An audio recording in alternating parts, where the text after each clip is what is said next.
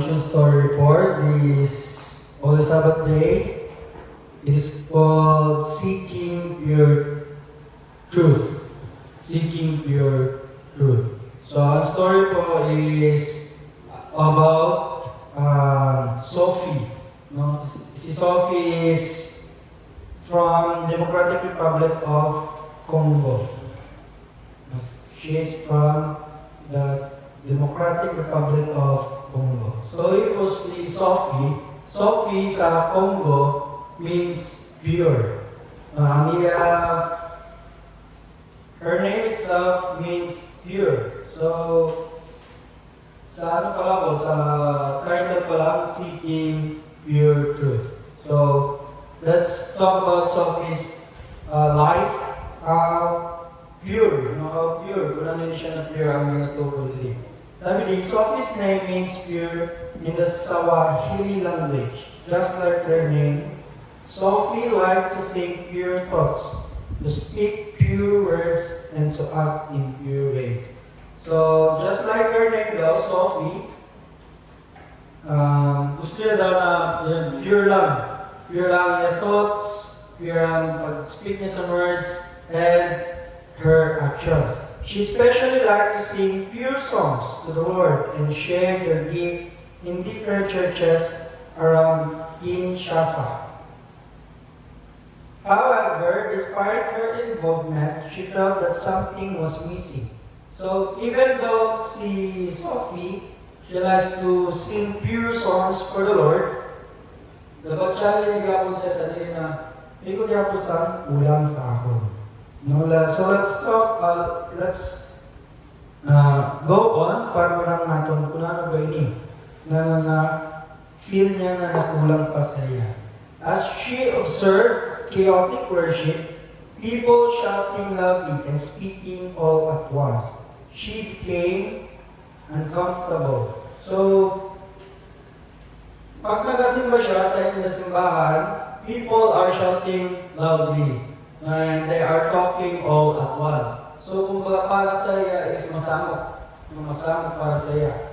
Deep inside, she sensed that she had not yet found the true and pure truth.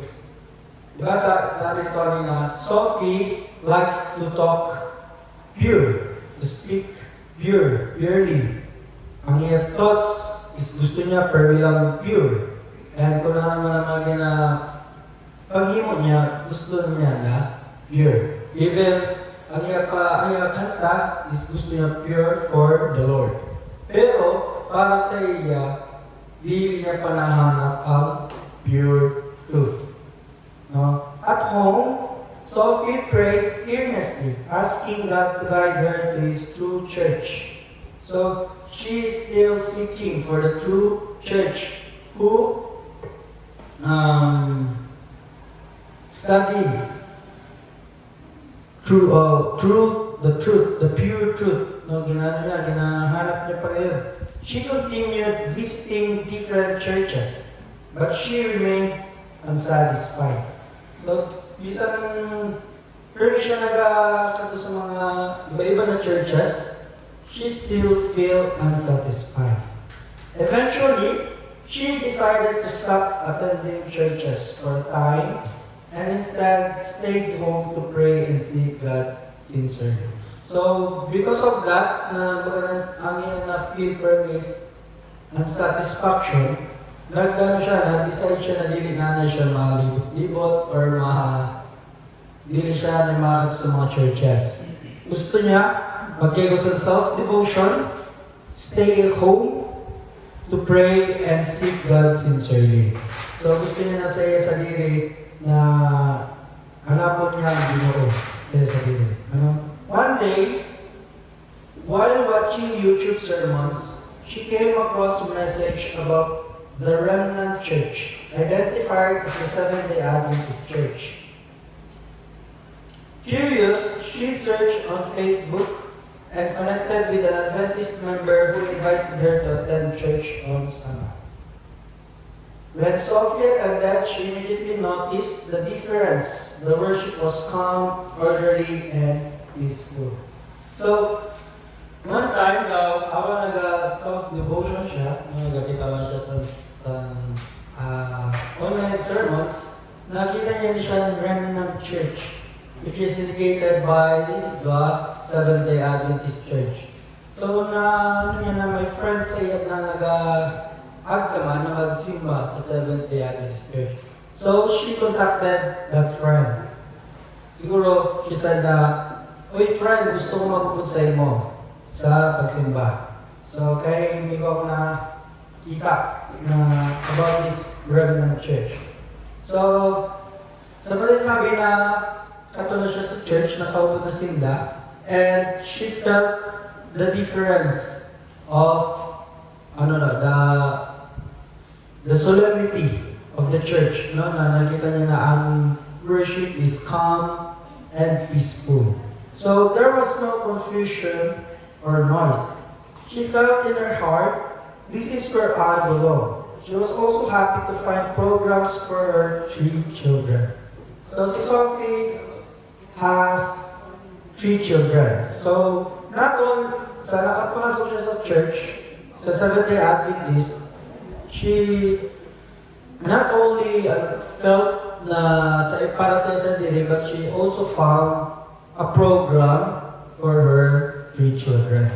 So, sabi niya dito, walang confusion, walang noise, walang masamok, ganun. So, she told herself na, this is where I belong. She felt in her heart daw na, napasabi siya na, this is where I belong.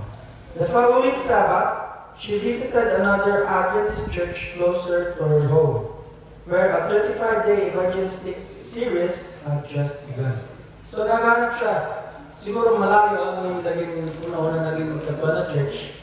Ang church sa Mia Fred, where her friend is. So naghanap siya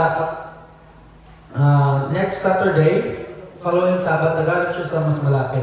So, timing man, na ang church na ikatwa niya had just begun 35-day evangelistic series. So, while up to siya dito, sabi niya, she attended every meeting and felt as if the messages were meant just for her. She realized, I should have come here a long time ago. So there are instances po ba na nagkatugin sa isa ng crusade, or not sa crusade, pati sa church. Then, ang message is na tamaan kita. Baga niya nagkatuwa sa na particular na church. Nagkatuwa sa Ayabon, or sa Milagros, or sa kundi pa man na church. Tapos ang message dito sa pastor is, tinamaan ka. Baga ko na hindi napatamaan sa niyo, pastor. Ganon. So, there are instances na like that. Pati sa aton, no? Sa aton. So, sabi niya, I should have come here a long time ago. Okay? Ito daw ng mga messages na nabati niya sa ito na 35-day evangelistic series sa Seventh-day Adventist dito sa lugar is bagang pakato sa iya, bagang sa iya, nagapatama, nanan. No? Bagang na-feel niya na parang dito sa ako ng mga messages.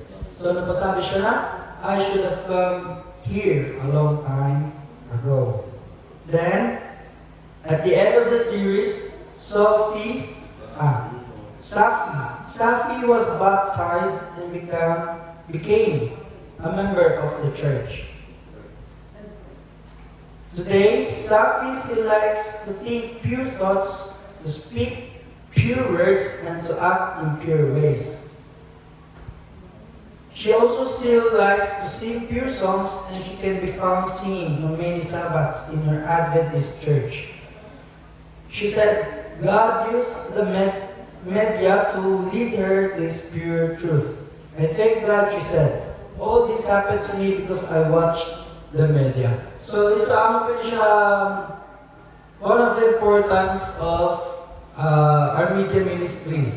But we have media ministry, the Hope Channel, and just like this, ang atong mga gira-record every Saturday, Wednesday, and Friday night. But, hindi siya nakabuli din siya ng mga videos or medias para ma-reach out natin itong mga tao na they're not able They were not able. Like, sabihin ka, malayo sila, how many kilometers sila malayo sa church. No? And also for those who are seeking truth. Di ba?